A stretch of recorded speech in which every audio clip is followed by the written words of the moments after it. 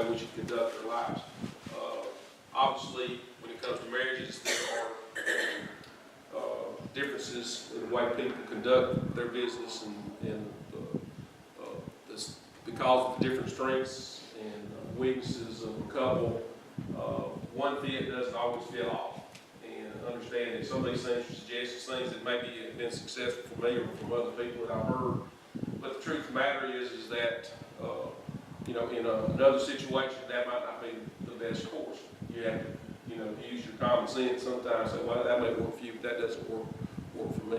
So understand that some of these things may have a kind of homespun idea behind it, but hopefully there's some truth in there. When we talk about teamwork, what would y'all give a definition to teamwork as? How would y'all describe that concept? Working together to attain a single goal or goals. Okay. And as coaches, you know, it's win a football game. Okay. Are there other goals associated with that besides winning the football game? And the answer is yes. And you know, sometimes you want peace in your marriage, and there's a problem going on. You want peace in your marriage, but the bottom line is you know, that's your goal. There are other things that you have to do in order for that to happen. And so, you know, it is a common goal. What else? What else would y'all define it as? Cooperative partnership. Cooperative partnership. And being partners in something is I think that's a good concept for us because we are working together. I think in Matthew 12:25, and this is a verse we stated before, but I think it really fits. It says, "A house divided against itself cannot stand." And so understand that this idea of working together as a team, as partners, cooperative, you know, it's a biblical concept. It's something that God recognizes. There has to be a unity there. There has to be a plan for it. And so, just you know, understand that concept. Maybe y'all have known people that they were okay with any idea as long as people thought that it came from them. I used to coach with a guy, and there was a kind of a dictator type of a head coach, and he told me, he says, I would make suggestions, and I would get shot down. I was the young guy, and the guy that was older, he says, the problem with you, Pridmore, is you got to make him think he thought that way. You know, he's okay with that idea as long as you make it sound as if he did it. And so understand that in a marriage, you know, egos really a lot of times go out of, you know, out the door. I know a fellow, when he first got married, he was so tied into what we would call stereotypical jobs in the house and that sort of thing. It's like if his wife was sick, he wasn't going to do the dishes. That wasn't his job. You know, he kind of did that sort of thing. So we're going to be talking about a lot of that. Now, because of sports, this one, good teams become great ones when the members trust each other enough to surrender to me for we. That's Phil Jackson, which for some folks may not know that Phil Jackson was or is a great basketball coach at the Lakers and the Chicago Bulls. A lot of people know he played for the Knickerbockers back years ago. But anyway, he used to actually have an afro, like I was afro. But I think we all have heard different team quotes before. What are some that y'all probably worn a shirt? You know, ever worn a shirt that says it has something about team? There's no I in team. Right off the bat, number one, you go ahead of the class. What else? What's some other ones? Together, everyone accomplishes more. Okay. Everyone, well, I'm sorry. Take one for the team. Club, that's not close. Teammates, dream work. Everyone together, everyone achieves more. The strength of the team is each individual member. The strength of each member is the team. And it's this idea of this cohesiveness that is, you know, a symbiotic relationship that you have between one and the other. That basically together, there's strength in unity, there's strength in the weaknesses and the strengths that people have, and how they mesh those things, and how people are willing to fit with each other, so to speak. Sometimes about I always think team quotes, sometimes that they can be made jokes. When I was first at Gardendale, we were having very successful years, and we made these t-shirts, make up the idea that says, nowhere else but Gardendale. You know, like there's no place else. If you're gonna be anywhere, you're gonna be at Gardendale. Nowhere else but Gardendale. So after 2 years of working there, I took a job at a school that was only 10. And we decided we needed to take that mentality from Gardendale and put it into Pleasant Grove. And so we made nowhere else but Pleasant Grove. Well, it took on a completely different connotation at Pleasant Grove because they weren't near as successful. It was a hard fight up. And we had like a kid take himself out of the ball game and say, Coach, you need to get somebody else. That guy's too quick for me. And we would go, nowhere else but Pleasant Grove that happened. You know, a kid quit in the middle of the year, didn't come to practice, banquet, shows up with his date. Nowhere else but Pleasant Grove. So sometimes these things can take different directions sometimes when you look at that. But these are good reminders. You know, there is no I in team. When it's a team, you just see work and you do it. I appreciate people, and you probably do too, that just get in there and do things. They don't have to be told. They just, I'm gonna tell you, for young people, when it comes to work, the people that employers covet are those people that don't have to be stood over and told what to do. They just know how to do that, and they don't mind. There's no pride. There's no selfishness in it.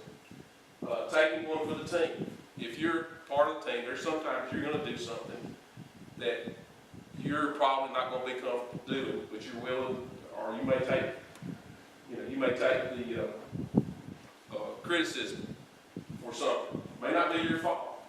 One thing I was appreciated about Coach Bryant years ago is Coach Bryant, I don't ever remember him ever criticizing his football players. If anything happened, he says, it's my fault because I coached him. If he didn't do what he was supposed to, it's not his fault. It's my fault. And every time when they lose a ball game, he said, well, I did a poor job of coaching, did a poor job of making the call, whatever. But he always took that, and I think people appreciate that. You have to have goals. If everybody's working together, obviously, we should do better, be able to do more, and understand that the strength is kind of like the weakest chain, weakest link in the chain. Where do you fit there? What are some areas in marriage that teamwork is essential? And I saw this quote, and I thought it made a lot of sense to me. Marriage is not task-oriented, but mate-oriented. Sometimes we're worried about what you're doing instead of who am I doing this for.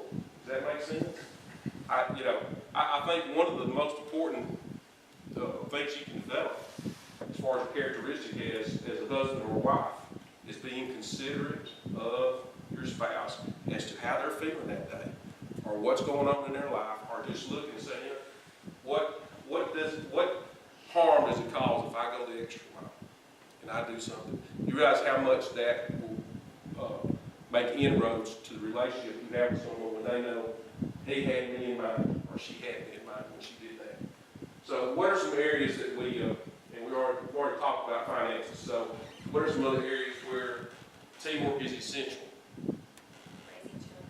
Raising children. Amen. The folks that's got young kids know that they will use you against each other.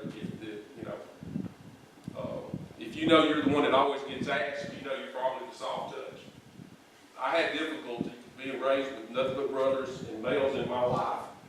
When we had 2 girls, knowing where the lines were and how to conduct discipline and things online were really hard for me. And so, Donna was very, very strict on my daughters about certain things, the way they looked, the way they presented themselves. I'm basically a slob.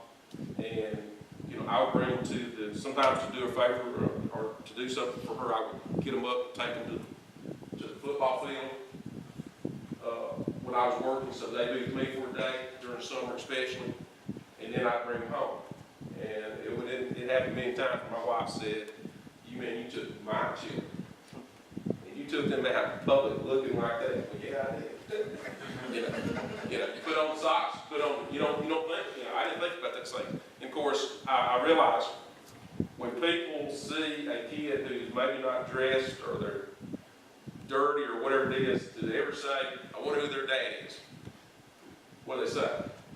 What kind of mother would let their child walk out of the house and look like that? It's kind of like what people tend to think. So So children, what else? That's a good one. Housework. Housework. Divide and conquer, right? Or get the couch, get your boat. You talk about what hard day you had. That works for everybody sometimes, doesn't it? What else? Those are good. Okay, housework, child raising, so important that you be on the same page.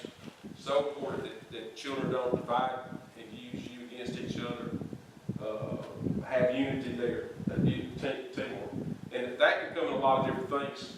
I know that Aaron's youngest son, Elijah, he is the apple of her eye. He can't do anything wrong. If it's bad, it sometimes always ends up being cute. Sometimes because she loves him so much, but she thinks he's cute. But sometimes he's not doing very good things.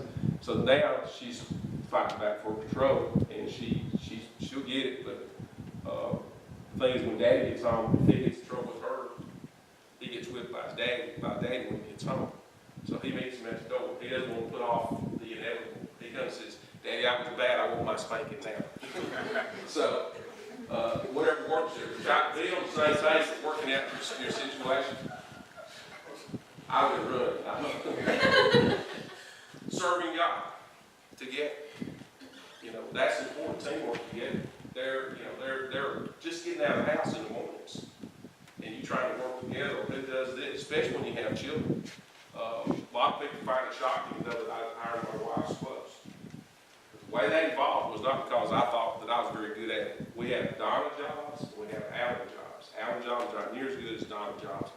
But when we first had children, I could not tie or put hair in bows and all that. That's just not going to happen. And so, when I tried it, my kids would cry because they knew Daddy was going to pull their hair when he don't look right. So, in the morning getting ready for church and stuff, I ironed the clothes while she took care of the hair. And that's how I did. Guess what? I'm still ironing the clothes, the kids go. So, serving God, just working together that way. Planning, scheduling, setting goals, dream together. This idea that we, you really can't. Can you accomplish anything that you don't have some sort of direction that you're trying to accomplish? And I think that has to be redefined as life goes on.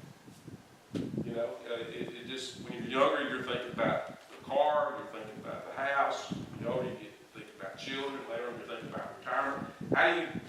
Do you just wander through life, or do you have a purposeful existence? And more serving God will direct a lot of things.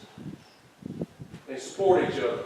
There's nothing worse than to come home and things aren't going well, and you've got nobody supporting you there. And that's an important aspect, is providing that, whether it's just a look, whether it's touch, whether it's words. Just to think, the older you get, there are things that happens in your life with your spouse that only you share, and you don't have to talk a lot of times. The way what she looks at you, or the way you look at her, or the body language, all those things will tell you where they're at. Any other comments? Now, subheading under serving God is worshiping God. Marriages have to be on the same page with that all the time. Someone once said that if you caught us, my wife and I, 20 years from now, we're still alive, and we're still living here on whatever Sunday of that particular month, you know exactly where we'll be. It's already planned. But that planning on worshiping God goes a lot further even than that. Vacations, you sit down together and plan that together. Are we going to miss for any particular reason? Well, as a strong husband-wife marriage relationship, the answer would be it would have to be a very strong reason. You work together on that, and you support one another on that. And if you've got it where one spouse or the other is a little weaker on that, it can sometimes be very difficult. That's exactly what I was thinking, is that in some situations, it can be a thing that fluctuates in your marriage, but sometimes you need somebody to be stronger for you. You need somebody to be that voice of reason. You need that person that tells you it's time to get up. You need that person to push you a little bit, to characterize what your choices are as to whether they're right or wrong. You need that counterbalance. We got a verse coming up here that talks about iron sharpening iron to some degree. As marriage, that's what happens. You're going to have friction and conflict in your house. Let God referee it by His words. But the bottom line is sometimes you need somebody to be love you enough to tell you what's really going on. And especially if you're deceiving yourself. Sometimes people deceive themselves about things like this. Good comment. Anybody else? All right. Here's intended on some of this. So just work with me here. What are traditional roles for men? Now this is from my perspective. This might not be your perspective. That doesn't mean what I got here is right. So if you're a man, what are you expected to do in your household? From a biblical perspective, it'd be the head. That would be the head of the house. Okay. That's a general description. That includes a lot of things, doesn't it? The breadwinner. The breadwinner. It's funny that you use that word. What else? What else as a man are you expected to take care of in your house? Fix stuff. Fix stuff. Thank you, little Al. Or kill the 1,000-leg centipede. 1,000-leg centipede. I'm surprised you didn't hear us banging her. I'm just glad. You know, Lee and Krista are staying with us right now. But we asked him last night if he had seen any wolf spiders. We have these big barn spiders that are they're not. Krista, I'm just kidding. They're really not any spiders. We spray for them. I hear they carry you off. They're ferocious. Look, they're harmless as they can be. They're just about that big. Y'all moving that this afternoon, right? So, but yeah, there are things that when we think about become men jobs, I have those. What else? Come on, guys. Surely y'all know some of your jobs that you Yard work. say again. Yard work. Yard work. I love it. My wife says no. She thinks I have a love affair with cutting my grass. I like to cut grass. I'm sorry. There's something wrong with it. What else? You got to ride lawnmower, don't you? I do, but I push. There you go. That's where my wife says I'm stupid, you know. But I like to walk. Gives me some exercise, and sweat, and gets me out of the house sometimes. What else? Taking care of the automobiles.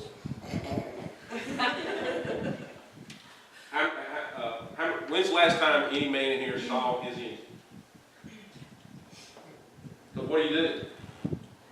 When's the only time you see your engine? You go to Express Oil. You go to Express Oil, and they do it for you. All right, I buy a new truck.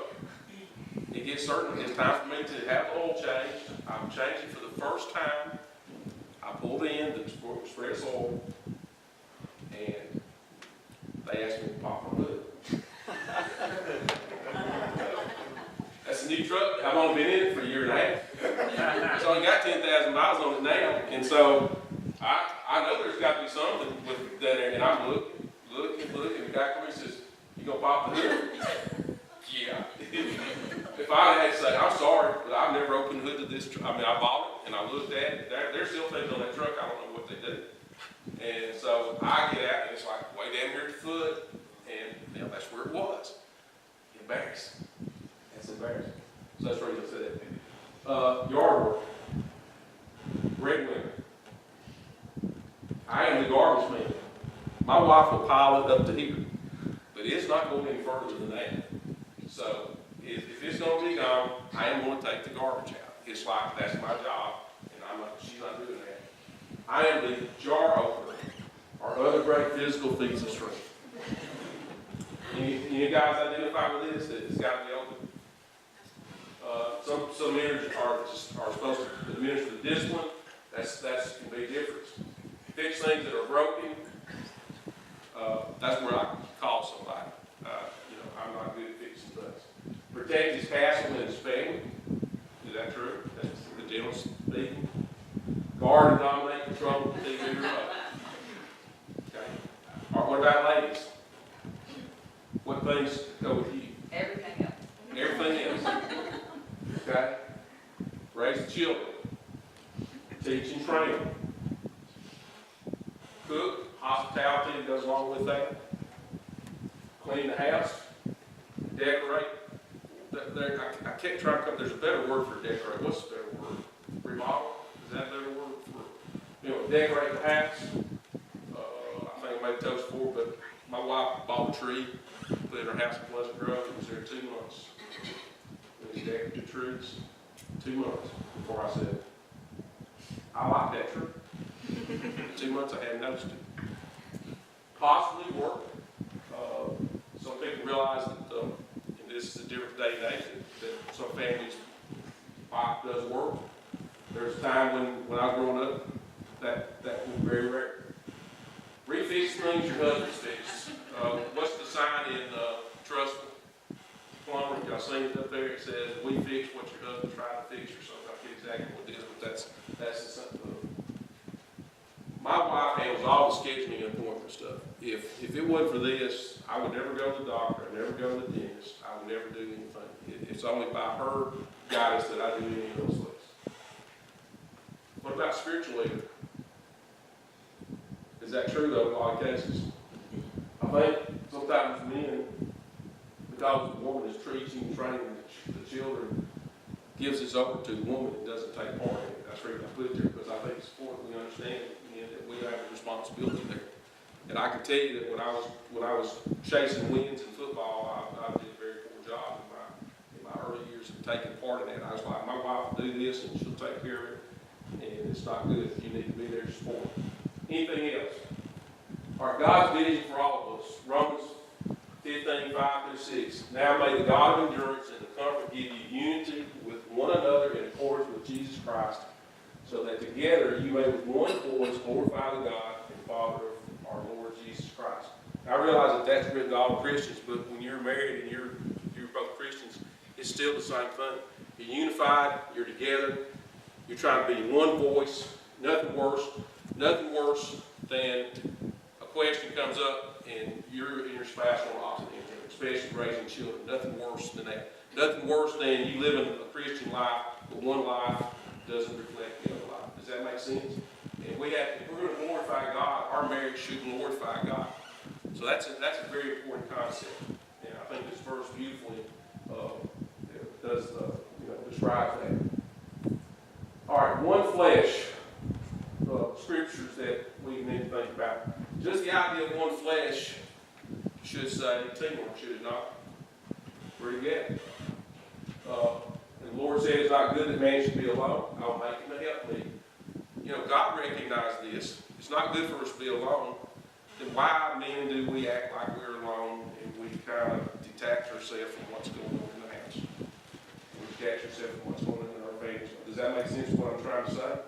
Is that we got our job, we got our buddies, we got our recreational things that we do. Those are all probably good things. But where is the emphasis? Are you putting emphasis on those things?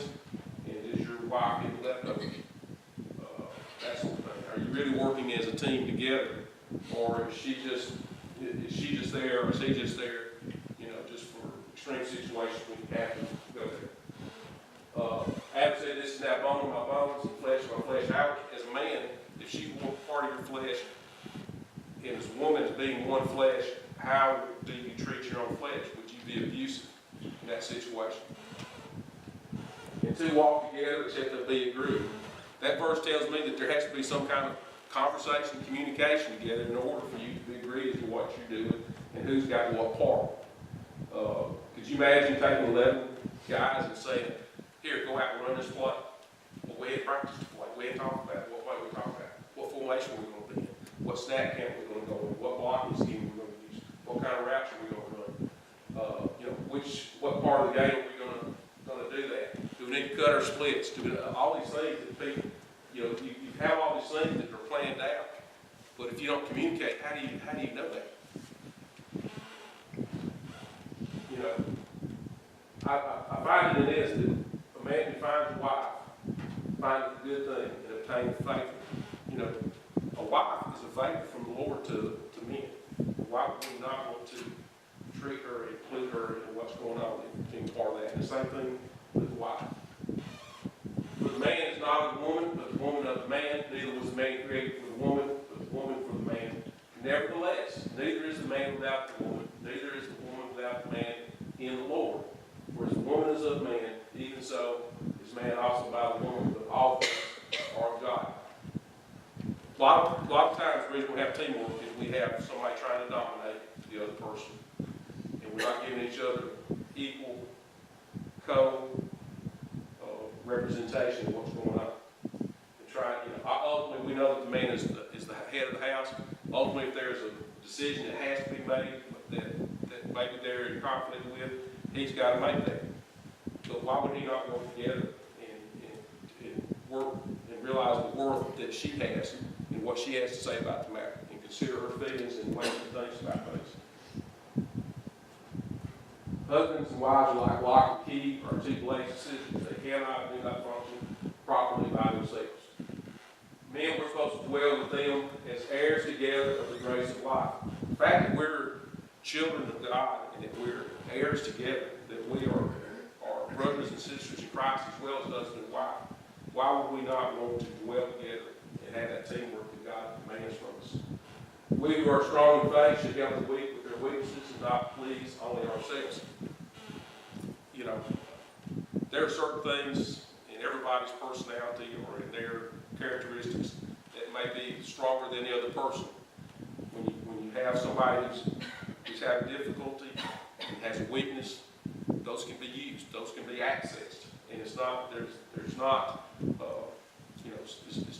whole thing probably keeps that happening from a lot of times is pride. People don't want to be helped. They want that person to have that impact, and that's not something we want. God seeks you by the name of our Lord Jesus Christ that you speak the same thing. There be no divisions among you, that you be perfectly joined together in the same mind and in the same judgment. Again, there's a principle here that's for all Christians. Again, we're talking about husbands and wives and them working together as teamwork. We are God's fellow workers. You are God's field, God's field. What does teamwork do for your marriage? Okay, teamwork demands consideration, communication, consultation, cooperation, companionship in marriage. There must be the inclusion of Christ. Christ should bring about all these assets here into the marriage. Without these essentials, the team simply cannot will not function as the originator, which would be God, intended. She'll bring you close together. You know, you see the camaraderie that goes on with people all the time. Again, I tend to see things from sports and stuff. You know, some of the greatest things sometimes done for other people is people that are so part of the team, and they put somebody else. You see sports stories all the time where somebody is in a difficult situation, they help each other out. But if those things don't bring you close together, nothing will. You know, things that you share together will bring you closer together. It should like and love. You know, you've heard expression divide and conquer. Goes back to that team. Together, everyone accomplishes more. Should increase your love. The fact that people are doing things together and should be some kind of satisfaction in your love that goes along with that that love that is not asked for, but it's just given because of who you are, then that should be important. Doubles the ideas. Sometimes that can be problematic.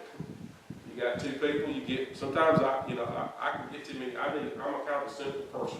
Just, there it is, go do it. Donna's, well, you could go do that, but while you're doing that, you could do, I hate complications.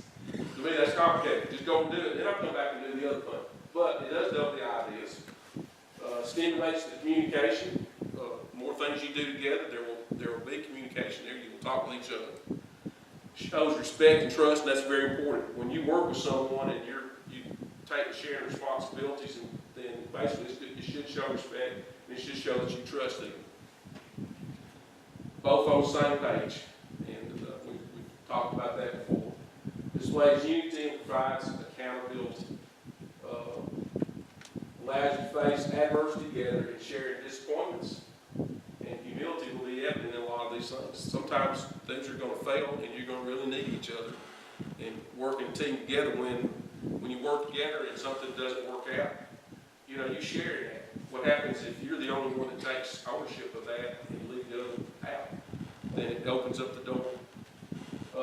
Divides, two seeking their own, not gonna work. Burden is greater when you got people trying to overdo things. Lack of intimacy douses the concept of love. You know, here's somebody that wants to help you. Maybe, I think of young children sometimes, they want to do something and you really don't want to do it. You really don't want to do it because they're going to mess things up. Best thing I did to take care of the twins last week was having them wash cars. They love to wash. Now, did they do a good job? They will wash the same spot 100 times and you rinse it and you go around and come back there and they're in the same spot, you wash it again. But, you know, the fact that they were taking part, they really enjoyed that. And it brings people together. How does a single-minded person work together and get things done?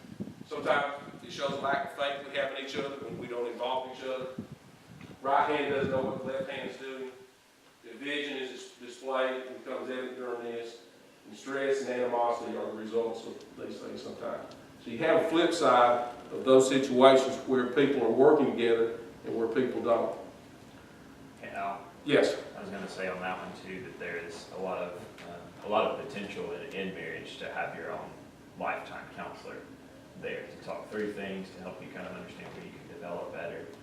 But it also works on the flip side, to where you can struggle a lot when teamwork is not there. You have your own person there to talk with for the rest of your life to work through the things that you struggle with, you know, and that can be a really huge blessing. That's a great point. That the whole idea is being able to share with. There are things, and this kind of goes with intimacy. There's things that you can share, or should be able to share with your wife or your husband that you're not going to talk to anybody else about. You can't be that open in a lot of cases, but you can use that. And some people are afraid. Sometimes they're afraid it makes them diminishes them. I guess sometimes if I have to go to you for some kind of consultation or some kind of problem I have, but teamwork, working there, and the longer you're in marriage, you'll kind of know. You don't have to even have to say things. Sometimes you'll know. Okay, we need to talk about something. You'll recognize by a look or something about them that you can tell that they're down. They won't have to come up to you. Teamwork, first of all, apply sound judgment. You got two rational minds, investigate using the decision making. When you're making decisions and you're working on things, list pros and cons. Consult God's Word. I think that's one problem that we don't do enough of, is to go to where the source is. Again, sometimes it may not be specific as to what you're doing, but there will be a principle that will guide you. Pray. Seek wise counsel. Pride only breeds quarrels, but wisdom is found in those who take advice. Don't be afraid to go to someone, and as far as teamwork is concerned, and especially with what Andrew talks about. We're talking about teamwork in a marriage, and go to your spouse. Remember, decisions aren't always a matter of absolute right or wrong. Sometimes it's just simply about preference. Okay? Sometimes we fight over some of the silliest things. And then when it comes to me, when it comes to decoration, I won't fight over anything. So I don't have the sense for that.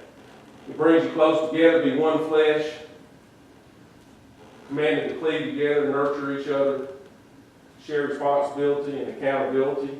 Let us consider one another devoted unto love and to good works. Nothing brings you closer than those who work and sacrifice together for the same goals. As a person that did that for 40 years, I hear Nick Saban say, somebody said, when are you going to retire? He says, I'm afraid to retire because I've never not been part of the team for a long, long, long time. And I kind of understand what he's coming from. He's afraid of what's next to some degree. But I think he enjoys this idea of them all working together for that. What's more important, a football game or your marriage and your family and God and how you serve Him? What's more important? We know that. Yet we forget some of those things. I know from my standpoint, there were goals that I set as a football coach that had nothing to do with winning. I thought the things were necessary in order to win, But it really wasn't about that. If you don't teach kids certain things, like just being on time, just being responsible, that sort of thing. There's things that to work hard. If you don't teach people that, what good is the sport that you're doing? That's really not, after you get past high school, I'm not really that into the sports. Pros and stuff, those guys are entertained, they're playing for money. Serving God, looking to heaven, co-owners in a godly family. Understand that that's what you're doing as working in teamwork. And agape each other. If you're using an unconditional principle, is that I'm not here about keeping score. I'm not here about what I'm supposed to do, what you're supposed to do, and none of this should ever mix together. Yeah, you need to get over that. But if it needs to be done, why not me? That's there's some organization that's their expression is why not me. When they come on something and they see something that's got to be done, why do I have to wait for somebody to do that when I can do it myself? And same thing in your marriage together. Children need a bath. Why not you? If something needs to be done that the husband normally does and the woman's capable, I mean, I'm adamant to my family. I've never ever wanted them to cut grass. I never wanted my daughter or my wife. They never cut a blade of grass. Okay. Now would she do it? Yeah. There's a time when I was sick and she called somebody and they came out to cut grass. She's not going to physically do it, but she's going to take care of it. And so my point is that we shouldn't get into these roles necessarily. Sometimes we need to make sure that we're being considered the person that we love so much. Lights the load, helping hand, bear one another's burdens. Team, iron sharpens iron, so a man sharpens the countenance of his friend. In a marriage, conflicts, when you get resolved, smooth things out, if that makes sense. That's the idea. Sharpening it makes you tougher, it makes you stronger, it makes the marriage stronger.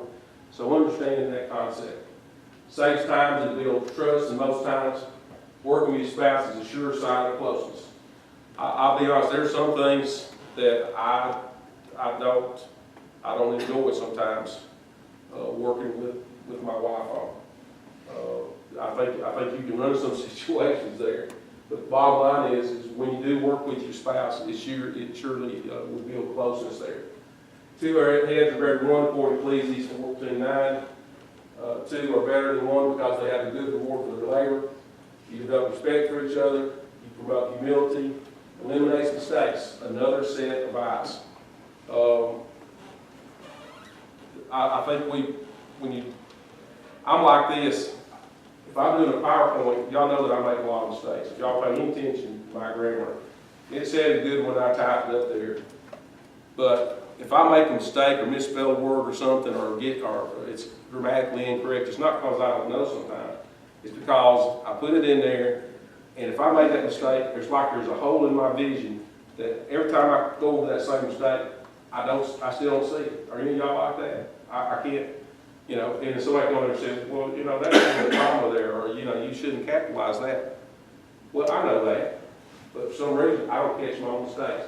Sometimes having another set of eyes is great. It will complement your marriage. Love increases. There's not a better section of Scripture to talk about teamwork and the love that it takes and increases in going to 1 Corinthians 13.